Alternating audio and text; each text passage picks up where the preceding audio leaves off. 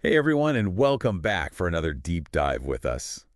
Today we're going to be looking at this really interesting blog post from Ecotech Social, and it's all about GPTs. Yeah, I was really impressed by it. What I thought was so cool about it was that it really tries to break it down into a way that anyone can understand, Yeah. whether you're like a little kid or like a total expert, Yeah, right. And it's called Understanding GPTs at 5 different levels. I love how they did that. Yeah, so we thought it'd be fun to kind of go through those levels and Yeah, see what they had to say. exactly. So the first level is like explaining GPTs to a child. And Right. they use these super fun analogies. Yeah. Like they say it's like a super smart friend who's read every book in the world. Yeah. Or a word detective robot. Yeah.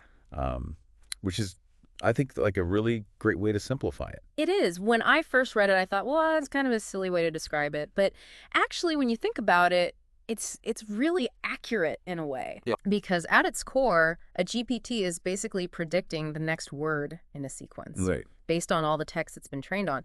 So in a way, it really is like this word detective that's constantly looking for clues and trying to figure out what comes next. Like super powered autocomplete. Exactly. But it's not just finishing your sentence, it's like writing entire stories. Exactly. And that's why I think the example they use for a child is brilliant. Oh, yeah. So what they say is like, if you ask a GPT to tell a story about a friendly robot, Right. which is something that I think any kid would be interested in. Yeah, and it's something that they can instantly connect with. And it highlights that, this key ability of GPTs to spark creativity and imagination, Yeah. even in young learners. We often think of AI as this very complex and technical thing. Right. But when you break it down like this, you realize that it can actually be a very powerful tool for fostering creativity, even in children.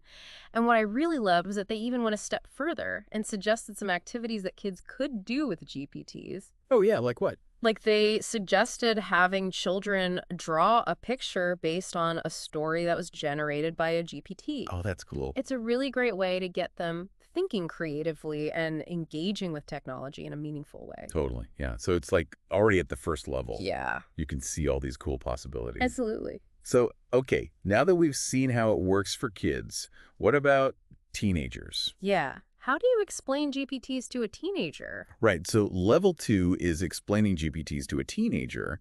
And this is where I think the blog post gets really relatable. Oh, absolutely. Because they start comparing GPTs to things like super predictive texters Right. or like a personal writing assistant. And come on, what teenager wouldn't want that? Total superpower. Exactly. But they also talk about it going beyond just being a cool tool. Right.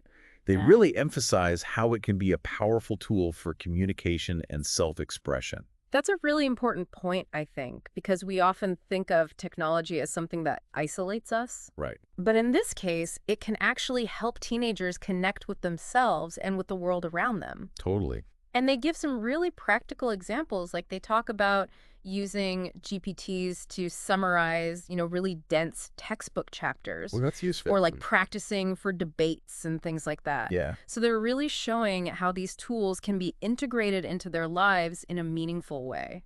I love how they also talk about journaling and brainstorming, Yes. like using GPTs to like help you explore your thoughts and ideas. It's a safe space for them to really kind of delve into their own thoughts and feelings and use GPTs as a tool to help them articulate those. Right. And I think that's really powerful, especially for teenagers who are going through so many changes and trying to figure out who they are. Yeah. Totally. Okay, so now let's get a little bit more Technical. technical. We're going to go to level 3 now, Yeah. which is explaining GPTs to a college student. Right. So now we start getting into some of the nitty gritty. We encounter terms like large language model, petabyte, self-supervised learning. That's when I was like, okay, wait a minute. Got to put my thinking cap on. Exactly. But what's so great about this blog post is that they do such a good job of breaking down these potentially intimidating concepts into bite-sized pieces. Yeah. It never feels overwhelming. Right. And I think that's really important for someone who's just starting to delve into this world. Right. They don't want to be bombarded with all this jargon. They Yeah. want to be able to understand it at a level that makes sense to them. Yeah. And I think Ecotech Social does a really good job of finding that balance. Yeah, totally. So one of the analogies that I really loved that they used was Oh, yeah. they said that a GPT is like a language chameleon. I love that analogy. Right. Like you can adapt its writing style to fit any context. Yeah, and that's so important because it means that GPTs can be used to generate so many different types of text. And that's where the real power lies, right? I mean, you can ask a GPT to write a sonnet in the style of Shakespeare, Wow. or you can have it draft a professional email to a client. Right, totally. Okay. So what was that example that they used about explaining quantum mechanics? Oh, that was a great one. So they talk about asking a GPT to explain quantum mechanics to a 10-year-old. Yeah. I mean, come on, that's impressive. It really speaks to the ability of GPTs to make these complex topics more accessible. Right. And that's incredibly valuable, not just for students, but for anyone who wants to learn something new without feeling intimidated. Right.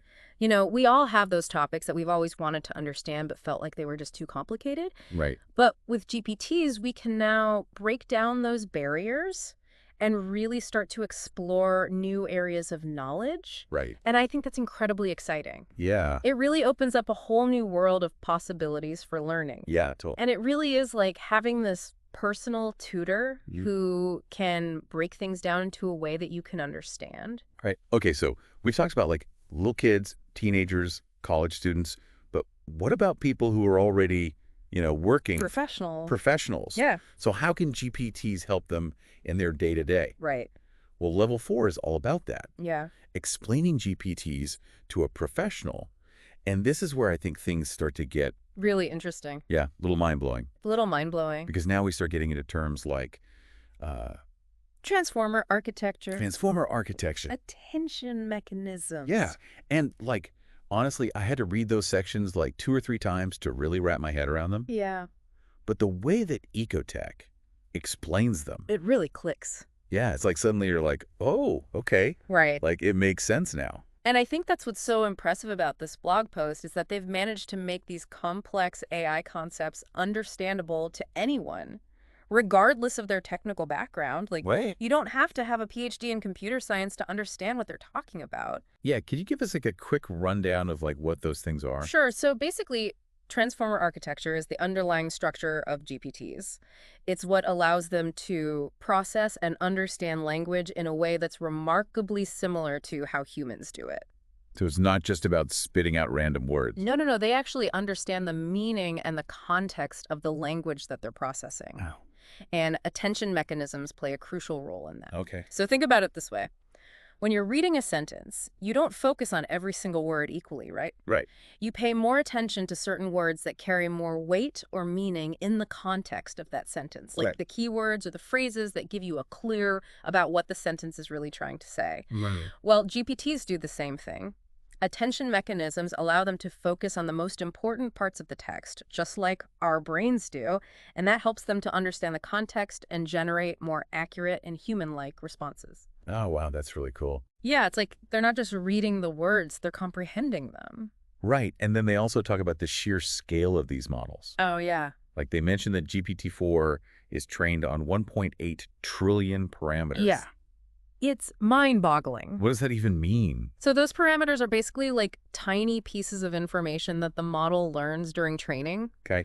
And the more parameters it has, the more nuanced and accurate its responses can be. So it's like having 1.8 trillion little knobs and dials that are all fine-tuned to make this thing work perfectly. Exactly. It's really quite remarkable. So like how do they illustrate that for professionals?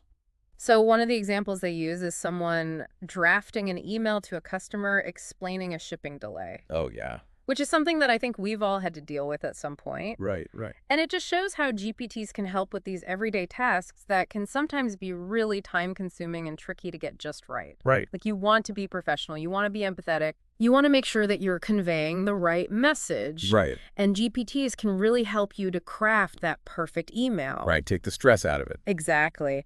And the key takeaway for professionals, I think, is that you don't have to be an AI expert to benefit from these tools. Right.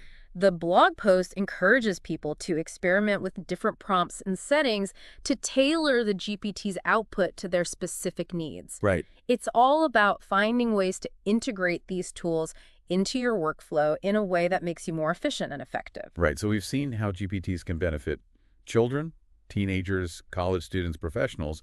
But what about people who are already like experts in their fields? Right. The masters. The masters. So level 5 is all about explaining GPTs to a master. And this is where we step into the realm of the truly abstract. Yeah. They introduce concepts like multidimensional vector Oh, space, the dimensional vector space, yeah. contextual mapping. Yeah, that's when I really started to get a little lost, It's heavy stuff. but it's really fascinating. It is. Once you kind of start to wrap your head around it, it's like a whole new world opens up. Yeah. So can you break it down for us a little bit? Like, what are those things? Sure. So multidimensional vector space basically means that GPTs don't represent language as individual words, but as points in this vast multidimensional space. So it's like each word has its own little location in this space. Exactly. It's like a map of language. Wow. And the model learns to understand the relationships between these words, how they connect to each other, and how those connections influence their meaning. That's amazing. So it's like they're building their own dictionary. In a way, yes, but it's much more complex and sophisticated than any dictionary that we could create on our own. Wow. And then there's contextual mapping. And this is how GPTs figure out the right meaning of a word based on the words that surround it. Okay. They use the surrounding context as clues, just like we do when we're reading or listening to someone speak. So it's not just about understanding individual words in isolation, but understanding the entire sentence, the paragraph, even the entire document. So they're really getting the whole picture. Exactly. It's about understanding language in a holistic way, just like humans do. So to illustrate this concept for masters, they use this really cool example of asking a GPT to analyze the tone and themes of Shakespeare's Hamlet. Oh, yeah, that's a great example because it shows how GPTs can engage with complex text on a deeper level. Right. Like they can pick up on nuances and subtleties that even humans might miss. Right. It's almost like having a literary scholar at your fingertips. Yeah, and for masters, they really emphasize this idea of using GPTs not just as tools, but as collaborators. Right. They talk about using GPTs to explore specialized tasks, push the boundaries of what's possible, even help refine the algorithms that drive these models. Yeah, it's like a true partnership between human and machine. Right. And I think that's really exciting. Yeah, it's really cool to see how it like scales across all these different levels. Absolutely. So what surprised you the most about Ecotech's approach? I think what struck me the most is their unwavering optimism and enthusiasm. It's really cool to see people who are so excited about it, Yeah. especially at a time when a lot of people are like Scared. a little scared. Yeah. Yeah, a little bit nervous about what AI is going to do. Yeah. But it's nice to see people focusing on the good. Right. Like, how can we use these tools to actually enhance our lives and enhance our work rather than viewing them as a threat? Right. And that really comes through in their conclusion, I think. Yeah. Like, they really emphasize that anyone can benefit from GPTs, Yeah. from a child to like a master, you know? Exactly. And it's not about being intimidated by the complexity of this technology. Right. It's about embracing the possibilities. Yeah, totally. And it's so crazy to think that we're still like in the early stages I know. of like exploring what GPTs can do. Exciting. It's so exciting. Like, what could the future hold? The possibilities are limitless. Yeah, so I think this blog post is a really great kind of roadmap Yeah. for navigating this exciting new landscape. It is. It really leaves you with a sense of wonder and excitement about what's to come. Yeah, so I think we want to leave you with this question. Yeah. Like, how do you see yourself using GPTs in your own life? What are you curious about? Yeah. What problems are you trying to solve? What new horizons do you want to explore? Yeah, don't be afraid to experiment. And if you want to learn more, Check out the Ecotech social website. yeah, they have tons of resources on there. Yeah, Really great information. They're doing really cool stuff. they are.